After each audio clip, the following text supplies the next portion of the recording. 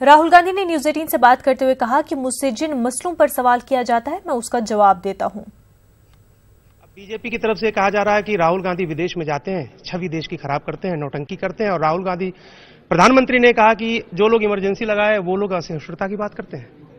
देखिए, हिंदुस्तान की छवि, हिंदुस्तान का फाउंडेशन इतना मजबूत है कि उसको कोई डिस्टर्ब नहीं कर सकता है। मुझसे प्रेस कॉन्फ्रेंस में सवाल पूछा जाता है बेरोजगारी के बारे में, मुझसे सवाल पूछा जाता है भ्रष्टाचार, राफेल के बारे में।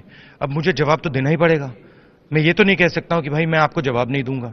मोदी जी घर बैठ जाते हैं, पार्लियामेंट हाउस में आते नहीं हैं, डर जाते हैं, राफेल से डरते हैं, तो मैं तो जवाब देता हूं।